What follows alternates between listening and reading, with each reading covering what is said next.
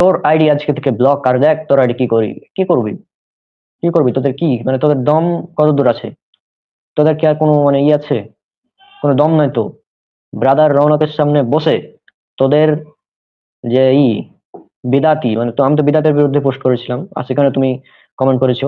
হ্যাঁ, মানে আমার সামনে বসে তোমাদের দম নাই কিছু টিকার, তোমরা এগুলোই পারবা, আইডিতে রিপোর্ট মারতে পারবা, হ্যাঁ, আইডি হ্যাক করতে পারবা। একটা আইডি হ্যাক তো করেছে তোমাদের মতো কিছু মুনাফিক চরিত্রের কিছু রয়েছে, হ্যাঁ, নাস্তিক টাইপের কিছু আছে যারা আমার আইডিকে হ্যাকও করার চেষ্টা করেছে, এখনো চলছে। তো মূল কথা হচ্ছে যে তোদের আর কোনো কাজ নাই, তোরা শুধু এগুলো করতে পারবি। তোদের তো দম নাই যে ব্রাদার রৌনকের সাথে বসে মানে আমি যেগুলোকে বিদাত বলেছি সেগুলোকে সুন্নাত প্রমাণ করবো, এরকম দম নাই। চ্যালেঞ্জ করলাম, মৃত ব্যক্তির নামে চল্লিশা করা, মৃত্যুবার্ষিকী পালন করা, হ্যাঁ, তারপর ঈদে মিলাদুন নবী পালন করা, ফরজ সালাতের পর সম্মিলিত মোনাজাত করা, এগুলো বিদাত, এগুলোকে সুন্নাত প্রমাণ করবে, এরকম কোন দম কোন মুকাল্লিদের নাই। চ্যালেঞ্জ করলাম। এই জন্য তোরা আইডি ব্লক করতে পারবি, আইডি কে রিপোর্ট করতে পারবি, হ্যাঁ, আইডি হ্যাক করতে পারবি, এগুলো পারবি তোরা। আর এছাড়া তোরা আর কিছু করতে পারবি না। তারপর আমার নামে এবং আমাদের আহলে হাদিসদের বিরুদ্ধে তো জানেন কিরকম। হুম, দেখুন কমেন্ট, এরকম হাজার হাজার আছে, আমি জাস্ট উদাহরণস্বরূপ একটা নিয়ে এসেছি। হুম, মুখে দাড়ি টুপি মাশাআল্লাহ খুব সুন্দর চেহারার অধিকারী, তারপরেও কি বলে দেখুন, আহলে হাদিস মানে মিথ্যাবাদী, রাসূল সাল্লাল্লাহু আলাইহি ওয়াসাল্লামের দুশমন, হাদিস অস্বীকারী।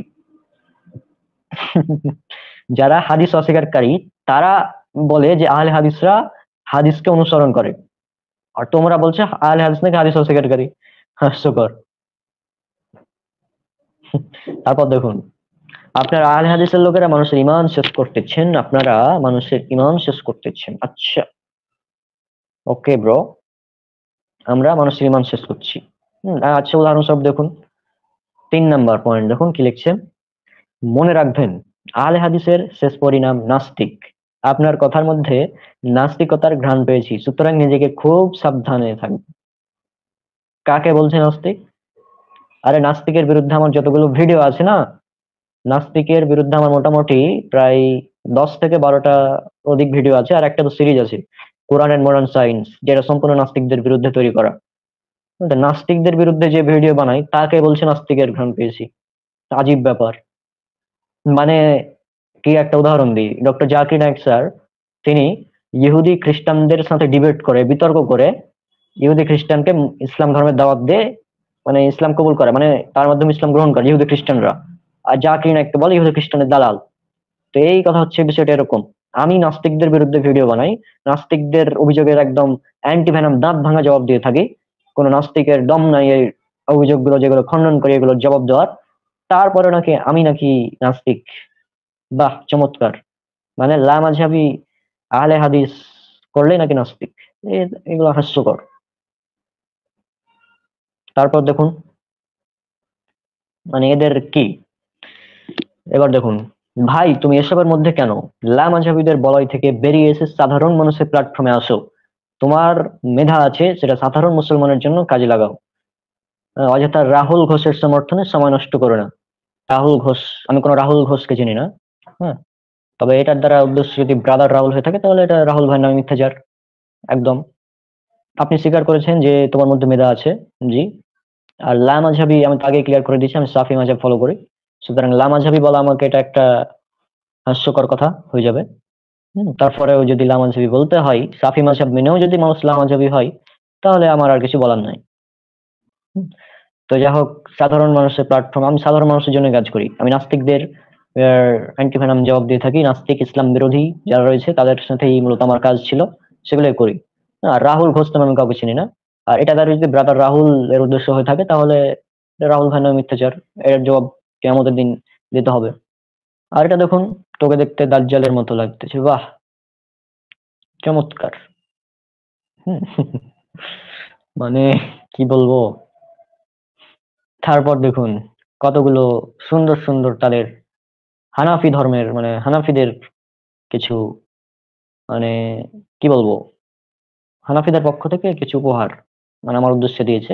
দেখুন, একদম আমার নাম ধরে, বুদ্ধি প্রতিবন্ধী, গন্ড মূর্খ, বেয়াদব, বেয়াক্কল, হ্যাঁ, বর্বক, বেহুদা, বেত্তামিজ, আহলে হাদিস, খবিস, সালাফি, ওয়াহাবি, মুসাব্বিরুল ইসলাম। তো এগুলো কি?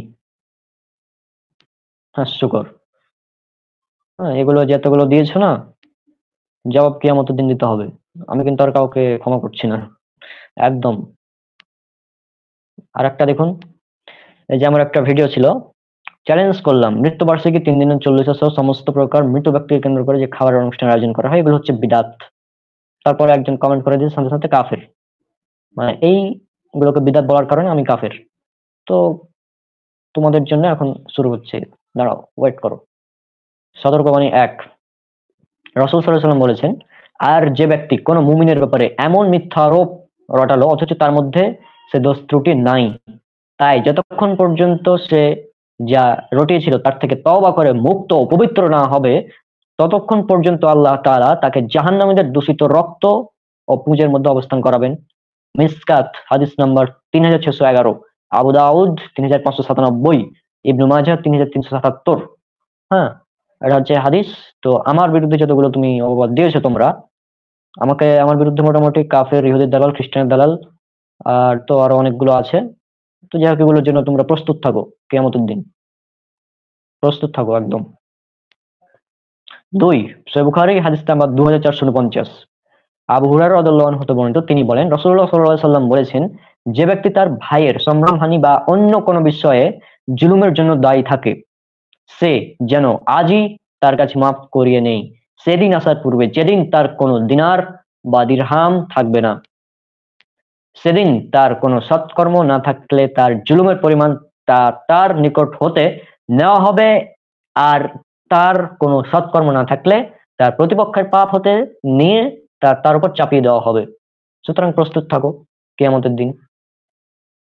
3 নম্বর সতর্কবাণী, 6103 নম্বর হাদিস, সহিহ বুখারীতে এসেছে, আবু হুরায়রা রাদিয়াল্লাহু আনহু বর্ণিত, রাসূল সাল্লাল্লাহু আলাইহি ওয়াসাল্লাম বলেছেন, যখন কেউ তার মুসলিম ভাইকে হে কাফির বলে ডাকে, তখন তা তাদের দুজনের কোনো একজনের উপর বর্তায়। এখন এই হাদিস অনুযায়ী তুমি কি, যারা আমাকে কাফের বলছো, তোমরা কি একটু হিসাব করে নিও।